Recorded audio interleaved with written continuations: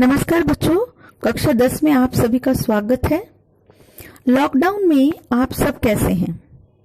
Social media कुछ हद तक तो आपका मनोरंजन कर ही रहा होगा, परंतु मनोरंजन के साथ साथ ज्ञान भी मिले, इससे अच्छी बात और क्या हो सकती है। आज आप सब टीवी पर प्रसारित धारावाहिक महाभारत एवं रामायण तो अवश्य ही देख रहे होंगे और निश्चय ही ज्ञान भी प्राप्त कर रहे होंगे। बच्चों, रामायण को ध्यान में रखते हुए हम रामचरितमानस के रचयिता गोस्वामी तुलसीदास जी को विस्मृत नहीं कर सकते, क्योंकि गोस्वामी तुलसीदास जी द्वारा रचित विनय के पद ही कक्षा 10 का प्रथम पाठ है। पाठ का आरंभ करने से पूर्व भक्ति काल के कवियों के बीच एक सेतु बनाना अति आवश्यक है। इसीलिए बताना चाहूंगी कि भक्ति काल संवत 1343 से लेकर 1643 के मध्य माना जाता है और यह दो भागों में बटा है, सगुण भक्ति शाखा एवं निर्गुण भक्ति शाखा। निर्गुण भक्ति से आपने कबीरदास जी की साखी पढ़ी और सगुण भक्ति से सूरदास जी की कृष्ण भक्ति पढ़ी, और अब हम सगुण से ही तुलसीदास द्वारा लिखी गई कविता विनय के पद का अध्ययन करेंगे। क्योंकि तुलसीदास जी राम के अनन्य भक्त थे, इसीलिए उनकी रचनाओं में राम की भक्ति, राम के गुणों का, उनकी प्रशंसा का प्रभाव दिखता है। तो आइए शुरू करते हैं विनय के पद। तुलसीदास द्वारा रचित विनय के पद आज हम आरंभ करते हैं। पहला पद है, ऐसो को उदार जग माही, बिनु सेवा जो द्रवे दीन पर, राम सरिस को नाही। ये पंक्तियां बच्चों एक ही पंक्ति है। कवि क्या कहते हैं कि भगवान राम के समान, मर्यादा पुरुषोत्तम राम के समान, ऐसो ऐसा को कौन, उदार बड़े दिल वाला, जग संसार माही में है। अर्थात भगवान राम के समान ऐसा कौन है जो बड़े दिल वाला है इस संसार में? अर्थात कोई नहीं है, क्योंकि बिनु सेवा जो द्रव्य दीन पर, राम सरिस को नाही। क्योंकि राम ही एकमात्र ऐसे हैं जो बिनु सेवा, जो बिना, बिनु मतलब बिना सेवा के, जो द्रवित होते हैं, पिघलते हैं, दीन पर, गरीब पर, लाचार, असहाय, कोई भी हो। जो दीन वैसे गरीब का मतलब होता है, परंतु दीन यानी कि असहाय, जो पीड़ा में है, जो अपने आप को समझे कि उसका कोई सहायता करने वाला ना हो, उस पर, दीन पर, राम सरिस, राम के समान, को नाही, कोई नहीं है। यानी कि राम के समान संसार में और कोई नहीं है जो कि बिना सेवा के ही, जो दूसरों को देख करके दीन पर, दीनहीन पर द्रवित हो जाता है, ऐसा संसार में कोई बड़े दिल वाला नहीं है। बच्चों, पहले जो दो पंक्तियां हमने पढ़ी उसमें हमने ये पढ़ा कि राम के समान, भगवान राम के समान कोई संसार में अन्य नहीं है, क्योंकि वह एकमात्र ऐसे हैं जो बिना सेवा के ही लोगों की पीड़ा को हर लेते हैं। तो उन्हीं को ही स्पष्ट करने के लिए अगली दो पंक्तियां हमारी जो है उनको उदाहरणों के द्वारा हम स्पष्ट करेंगे।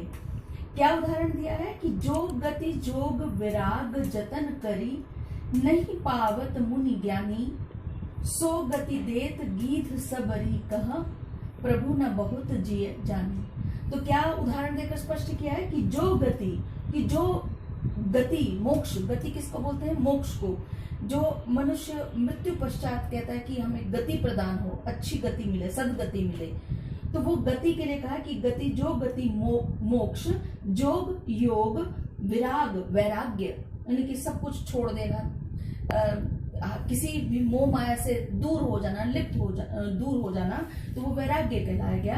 और जतन करना यानी कि प्रयत्न करना, कोशिश करके, नहीं पावत, नहीं प्राप्त करते हैं, कौन नहीं प्राप्त करते? मुनि ज्ञानी, बड़े बड़े ऋषि तपस्वी जो कंदराओं में गुफाओं में बैठ करके तपस्या करते हैं और मात्र ये मांगते हैं कि या तो ईश्वर उन्हें प्राप्त हो जाए या उन्हें सदगति मिले, यानी मोक्ष प्राप्त हो।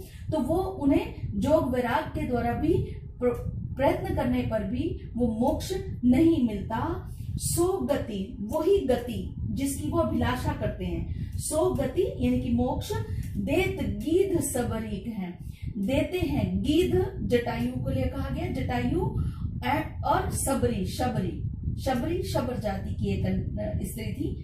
कहाँ को? प्रभु न बहुत जिए जानी, प्रभु ने, भगवान ने न बहुत जिए जानी, अपने हृदय में बहुत अपने आप को बड़ा नहीं समझा, बड़े अपने मन में विचार नहीं किया, ना जान करके उस गीध का और सबरी का उद्धार कर दिया, यानी कि मोक्ष प्रदान कर दिया। बच्चों, यहाँ रामायण से संबंधित दो हमारी कहानियां हैं, छोटे छोटे प्रसंग हैं गीध और सबरी का। गीध जो है वो जटायु है, जो जटायु जो कि गिद्ध वैसे एक्चुअली गिद्ध को कहते हैं, और जटायु जब राम जब 14 वर्ष के लिए वनवास में गए तो जब सीता का हरण किया रावण ने, तो गिद्ध जो था उसने सीता को छुड़ाने के लिए बहुत प्रयत्न किया, परंतु गिद्ध जो था वो लड़ते लड़ते रावण से घायल हो गया और धरती पर गिर गया। और जब राम उस मार्ग से जब निकले, क्योंकि राम जो है वो सीता को ढूंढते हुए जा रहे थे, तो रास्ते में जब गिद्ध को यहाँ तक कि मरे हुए हालत में देखा, बहुत ही घायल अवस्था में देखा, तो उन्होंने, राम ने अपनी गोद में जटायु को ले लिया। जटायु ने रावण के बारे में सूचित किया कि रावण सीता का हरण करके ले गया है, और उसके पश्चात गिद्ध जो था, जटायु जो था, उसने राम की गोद में प्राण त्याग दिए और राम ने उसका उद्धार किया, उससे मोक्ष प्रदान किया। ऐसे ही सबरी जो है वो शबर जाति की एक कन्या थी, जो कि किसी अवस्था में मातंग ऋषि के आश्रम में पहुंच गई थी, और वहां मातंग ऋषि के आश्रम में उसने उन ऋषि की बहुत सेवा की। मातंग ऋषि जब मृत्यु को प्राप्त होने वाले थे, तब उन्होंने शबरी को कहा कि तुम यहीं पर प्रतीक्षा करना, भगवान राम इसी मार्ग से आएंगे और तुम्हारा उद्धार करेंगे। वो कई वर्षों तक, इतने वर्षों तक वो उनकी प्रतीक्षा करती रही, यहाँ तक कि वो वृद्ध भी हो गई।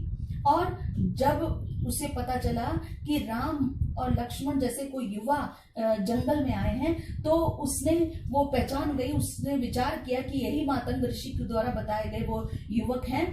तो उसने बेर जो थे उनके स्वागत के लिए बेर जो है इकट्ठे किए, और उनको चख करके कि कोई कीड़ा तो नहीं है, कोई खट्टे तो नहीं है, उनको मीठे मीठे निकाल कर, जूठे थे परंतु वो निकाल कर राम के स्वागत के लिए रख दिए। तो कहने का तात्पर्य है कि राम ने क्या देखा? उसकी भक्ति देखी, और जब वो आए तो उन जूठे जो थे बेरों को खा करके राम ने उनका उद्धार कर दिया। तो इन दो उदाहरणों से ये कहने का कवि प्रयास कर रहे हैं कि जो मोक्ष, जो गति हम एक तपस्वी जो है वो पूरा जीवन तपस्या करके प्राप्त नहीं कर पाता, वो ही भक्ति देख करके, क्योंकि राम क्या है, वो भक्त के कहना चाहिए हाथ बिक जाते हैं, और वो इसीलिए वो गिद्ध और शबरी जैसे उनकी भावनाओं को देख करके उनका उद्धार कर दिया। और वो भी प्रभु ने बहुत जिए जानी, प्रभु ने बहुत अपने हृदय में बहुत अपने आप को बड़ा समझ करके नहीं, बल्कि संकोच करते हुए उनका उद्धार कर दिया।